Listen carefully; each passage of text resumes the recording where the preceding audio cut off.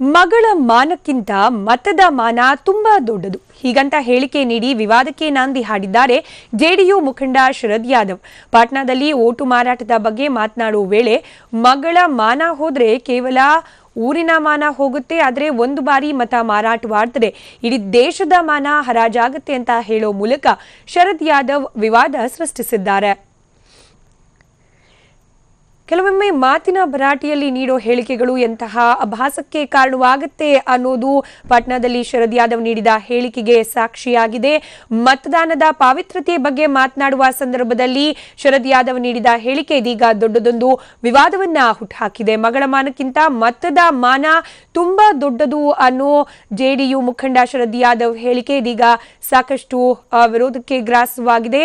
ಮಗಳ ಮಾನ ಹೋದ್ರೆ ಕೇವಲ ಊರಿನ ಮಾನ ಹೋಗುತ್ತೆ, ಆದರೆ ಒಂದು ಬಾರಿ ಮತ ಮಾರಾಟವಾದ್ರೆ ದೇಶದ ಮಾನ ಹರಾಜ್ ಆಗುತ್ತೆ ಅಂತ ಹೇಳಿ ಶರದ್ ಯಾದವ್ ಹೇಳಿರುವ ಹೇಳಿಕೆ ಸಾಕಷ್ಟು ವಿವಾದಕ್ಕೆ ಕಾರಣವಾಗಿದೆ.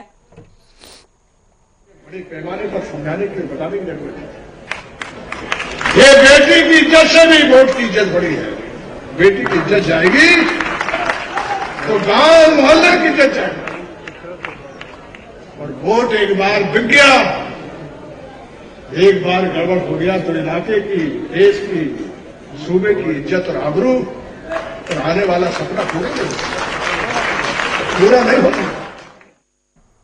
ಇವಾಗ ಮತ್ತಷ್ಟು ಡೀಟೇಲ್ಸ್ ಕೊಡ್ತಾರೆ ನಮ್ಮ ಪ್ರತಿನಿಧಿ ಚಂದ್ರಮೋಹನ್.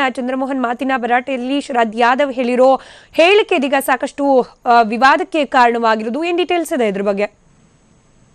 ಹೌದು ಸ್ಮಿತಾ, ಈಗ ಮಾತಿನ ಬರದಲ್ಲಿ ಶರದ್ ಯಾದವ್ ವಿವಾದಾತ್ಮಕ ಹೇಳಿಕೆಯನ್ನು ನೀಡಿದ್ದಾರೆ. ನಮ್ಮ ದೇಶದಲ್ಲಿ ಹೆಣ್ಣಿನ ಮಾನ ಹೋದ್ರೆ ಒಂದು ಮನೆಯ ಮಾನ ಅಥವಾ ಒಂದು ಗ್ರಾಮದ ಮಾನ ಮಾತ್ರ ಹೋಗುತ್ತೆ, ಮತ ಚಲಾಯಿಸದಿದ್ರೆ ಇಡೀ ದೇಶದ ಮಾನ ಹೋಗುತ್ತೆ ಎನ್ನುವ ವಿವಾದಾತ್ಮಕ ಹೇಳಿಕೆಯನ್ನ ಶರದ್ ಯಾದವ್ ನೀಡಿದ್ದಾರೆ.